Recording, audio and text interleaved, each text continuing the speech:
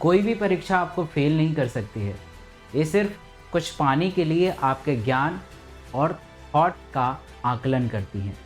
तो किसी भी परीक्षा में आप फेल और पास नहीं होते हैं।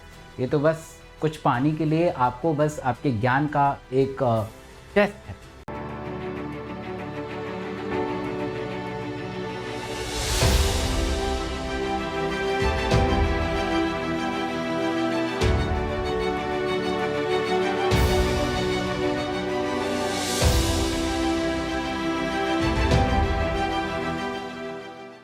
So hello everyone, this is doctor S K. Singh. मैं आज इस वीडियो के माध्यम से कुछ ऐसे स्ट्रैटेजी शेयर करना चाहता हूँ, ऐसे एटीट्यूड आपके अंदर डेवलप करना चाहता हूँ, ऐसी भावना आपके अंदर डेवलप करना चाहता हूँ जिससे आप इस एटीट्यूड और इस विचारधारा को अगर अपना लेंगे तो आपने जो भी 1 साल 2 साल 3 साल पढ़ा है वो पूरा का पूरा आप अपने एग्जामिनेशन हॉल में प्रोड्यूस कर सकते हैं। पूरा का पूरा आपको ये याद आ सकता है और आप बेहतर से बेहतर अंक हासिल करके अपने सपनों को साकार कर सकते हैं, डॉक्टर बन सकते हैं, इतिहास रच सकते हैं। आपको इस वीडियो को 2 हिस्सों में बांटते हैं। पहला हिस्सा एक ऐसा है जिसमें एग्जामिनेशन हॉल के पहले वाला हिस्सा है और दूसरा हिस्सा ऐसा है जो एग्जामिनेशन हॉल के अंदर का है और तीसरा हिस्सा हम बाद में डिस्कस करेंगे इस वीडियो के लास्ट में, जो कि एग्जामिनेशन हॉल के बाद का है। वो बहुत ही छोटा हिस्सा है।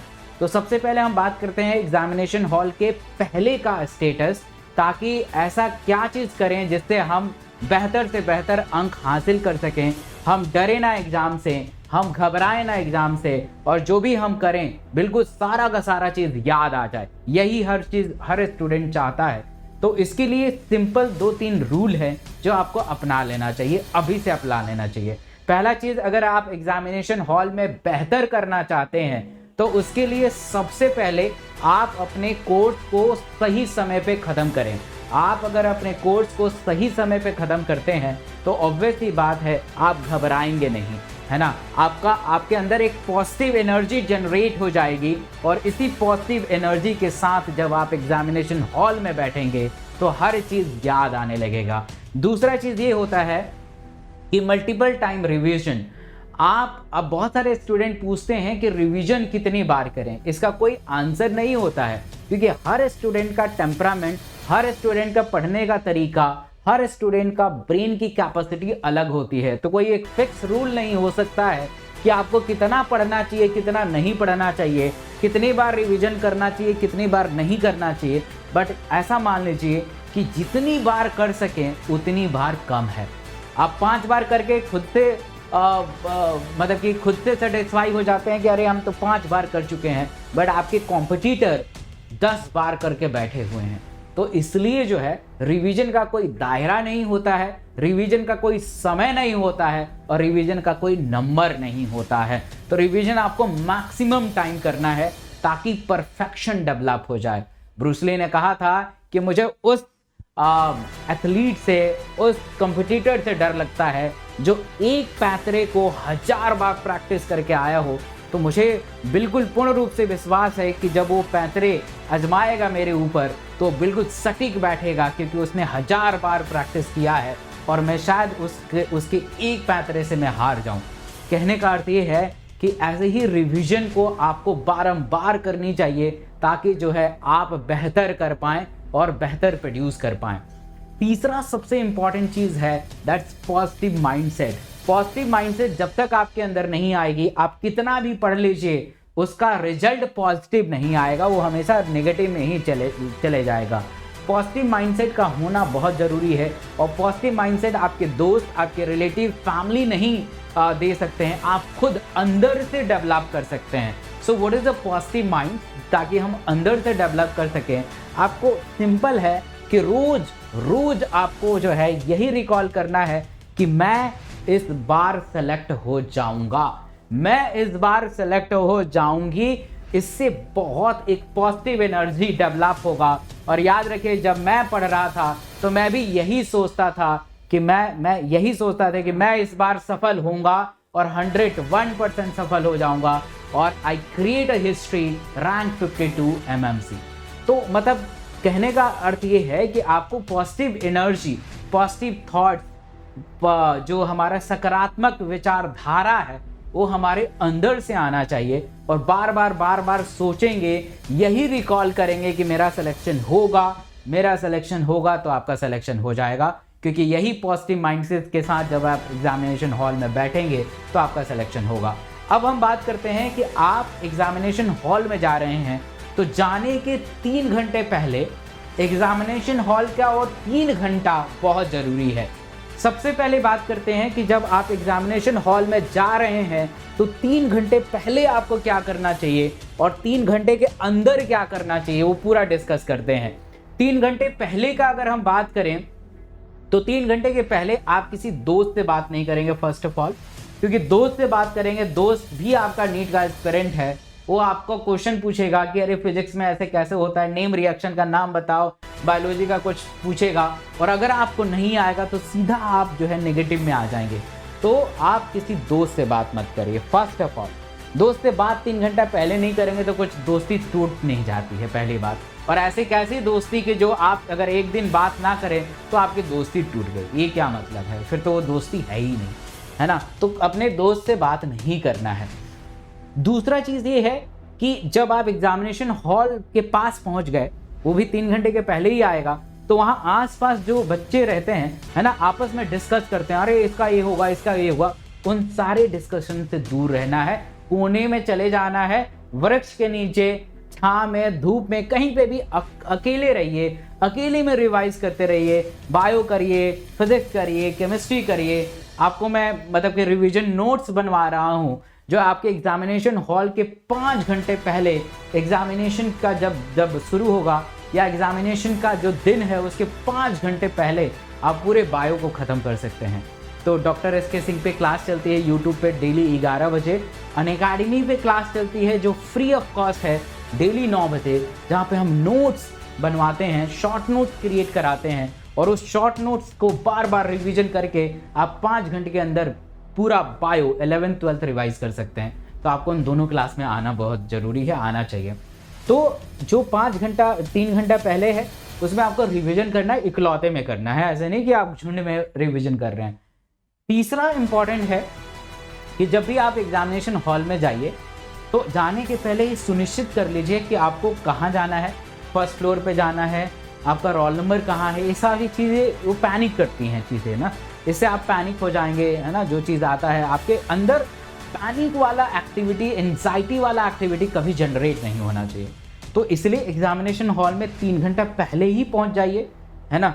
सुनिश्चित कर लीजिए कि मुझे यहाँ जाना है, मेरे पास रोल नंबर है ना, एडमिट कार्ड है, पेन है, पेपर है, पेंसिल है, वॉटएवर जो है ना, जो अभी मैं बताऊंगा कि आपको क्या ले जाना चाहिए, क्या नहीं ले जाना चाहिए, ड्रेस कोड क्या है, ये सारा चीज़ पहले से करके आप पहले से पहुंच जाइए, ताकि वो पैनिक और एंजाइटी वाला जो फीलिंग हो जनरेट ना हो पाए। आप एग्जामिनेशन हॉल में गए, रिलैक्स रहिए, ठीक है, किसी से बात करने की ज़रूरत नहीं है।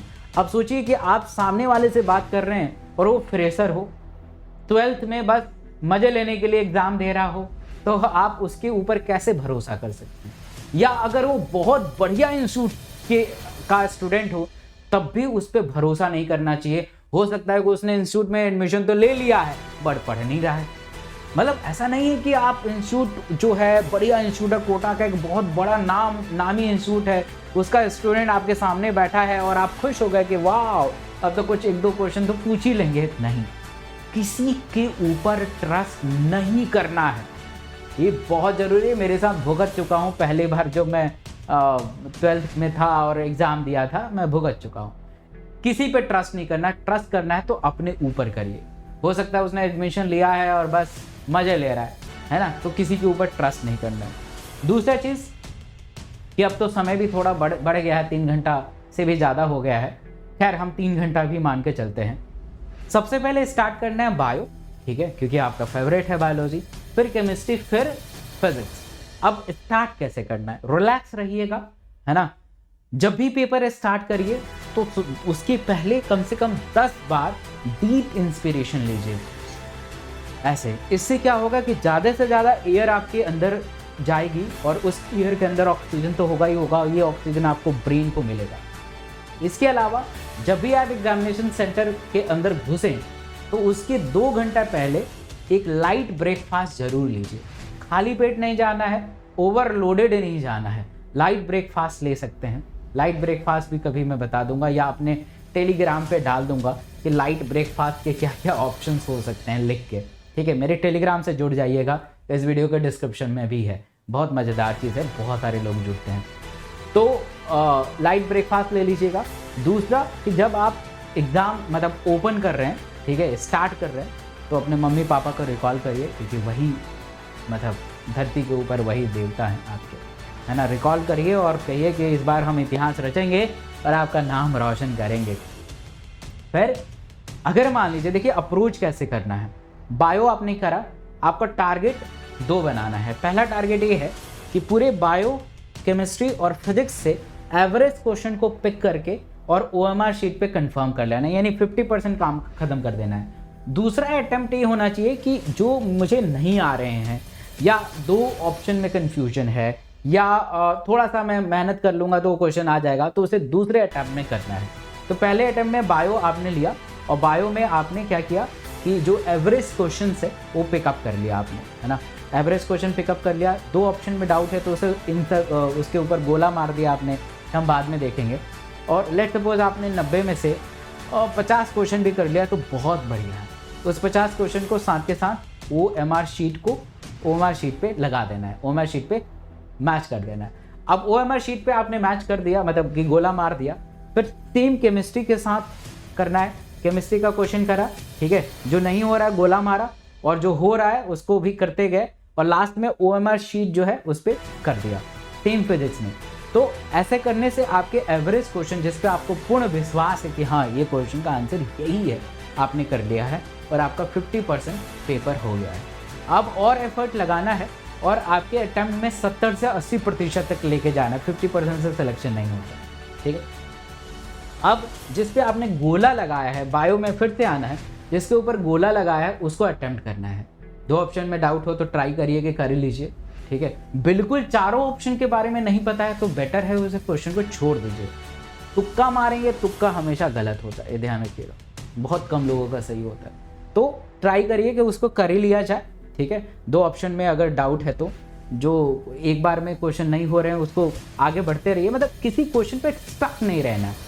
अगर आप स्टक हो गए तो फिर तो आप फंस जाएंगे, ठीक है। स्टक नहीं, आगे बढ़ना है। तो ऐसे करके दूसरे अटेम्प्ट में जो चीज़ पे आपने गोला लगाया है, थोड़ा डाउट है, उसको करके फिर OMR शीट कंप्लीट बायो हो गया। ऐसे केमिस्ट्री जो क्वेश्चन बचे हुए हैं उसका आपने करा, फिर केमिस्ट्री खत्म, ऐसे फिजिक्स। तो ऐसे अगर अप्रोच रखेंगे तो आपका पेपर में जितनी भी क्वेश्चन है वो पढ़ पाएंगे। बहुत बार क्वेश्चन स्टूडेंट कहते हैं कि यार हम तो क्वेश्चन फिजिक्स पढ़े ही नहीं, केमिस्ट्री का टच ही नहीं किया। यही है उनकी गलत स्ट्रैटेजी होती है, वो टच नहीं कर पाते हैं। और याद रखिएगा, अगर आप केमिस्ट्री का कुछ क्वेश्चन नहीं पढ़ पा रहे हैं, बायो का क्वेश्चन कुछ नहीं पढ़ पा रहे हैं, तो उस एग्जाम में कभी भी पास नहीं हो पाएंगे, ठीक है। तो आपको हर क्वेश्चन को टच करना चाहिए, हर क्वेश्चन को पढ़ना चाहिए और उसका बेस्ट आंसर देना चाहिए, तभी आपका बेस्ट रिजल्ट आएगा, तभी आप बेस्ट मेडिकल कॉलेज में जाएंगे, तभी आप बेस्ट कहलाएंगे। आई होप कि आप इस सारे स्टेप को फॉलो करेंगे और बेहतर इस नीट के अंदर करेंगे। और इस चैनल पर नए हैं तो इस चैनल को जरूर सब्सक्राइब करिएगा। ये लाल कलर का बटन है, लाल कलर दबाइए, बेल आइकन में ऑल सेलेक्ट करिए ताकि आपको एक बेहतर दिशा मिल सके, डॉक्टर SK सिंह का गाइडेंस मिल सके और आप डॉक्टर बन पाएं। Thank you so much.